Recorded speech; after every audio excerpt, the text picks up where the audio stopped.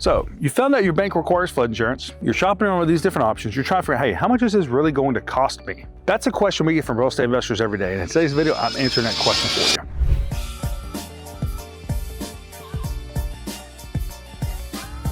But before we get started, I need you to do me a favor. I need you to hit share, subscribe, and like the channel below so other people can find the same valuable content. Hi, I'm Chris with the Flood Insurance Guru. For more than a decade, I've been helping real estate investors like yourself minimize flood insurance costs and flood risk to maximize profit per door on their real estate investment property. Today, we're talking about flood insurance costs. What you really need to know as a real estate investor: what determines your flood insurance cost? What can you control? What can you not control? And that's what we're talking about in today's video. So in talking about this, we've also got to briefly talk about the different flood insurance options.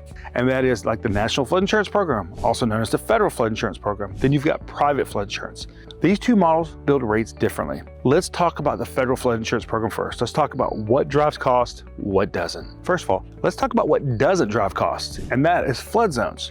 As of 2021, flood zones are no longer used to determine flood insurance rates with the National Flood Insurance Program. What is then? One of the biggest rate drivers we see after helping hundreds of people for more or less than a decade are the replacement cost of the building, distance to water, the elevation of the building, flooding frequency, type of flooding. All these different things kind of go into a pool to determine your flood risk score with the National Flood Insurance Program. And this is not a set score. This is a score that can change over time. We see it happen time and time again. So this is how the National Flood Insurance Program determines their rates. So what about private flood insurance? When getting flood insurance quotes, you want to make sure you're getting at least 5 different private flood insurance quotes. No matter where you go, the National Flood Insurance Program rating should be the same. However, with private, each company is going to look at things differently because each one of them is building their own flood risk score differently.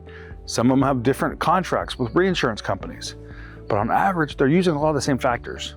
However, some of them still are using flood zones. They're definitely using replacement cost, the type of flooding, flooding frequency, elevation, distance to water. One big, huge rate driver, and we talked about this in one of our other videos, is distance to a floodway. Remember, a floodway is going to be your overflow source, whether it's a creek, a river, whatever. It's kind of on the bank there. The closer you are to that, the bigger the impact it could be on your flood insurance premium. And look, you can't control that. There's a lot of different things you can't control, but one thing you can control sometimes is the replacement cost of your property by having an accurate appraisal. If you've got a recent appraisal, you want to make sure this matches up with what the flood company has, because this could be a huge difference in rate for you. Now, when looking at your flood insurance rates, things that typically also don't impact the rate that much are going to be your deductible. We always hear people, hey, I want a high deductible. But on average, we see it save people 2.5% going from a $1,000 deductible to a $5,000. So it doesn't impact the rate much. What does impact the rate, whether it's with private, whether it's with the National Flood Insurance Program, is also going to be contents coverage. You see, as a real estate investor, you probably don't need as much contents coverage as someone who has a primary house, who has all of their belongings here. In fact,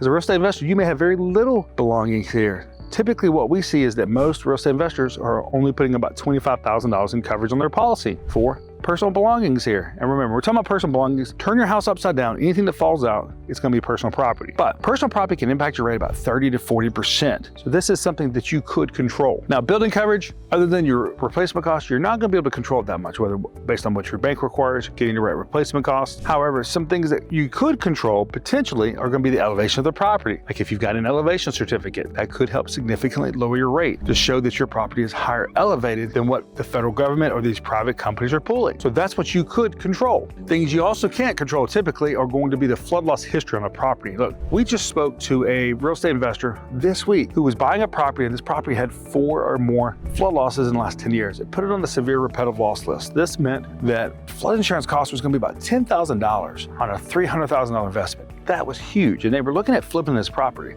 Well, flipping it almost just became impossible at that rate.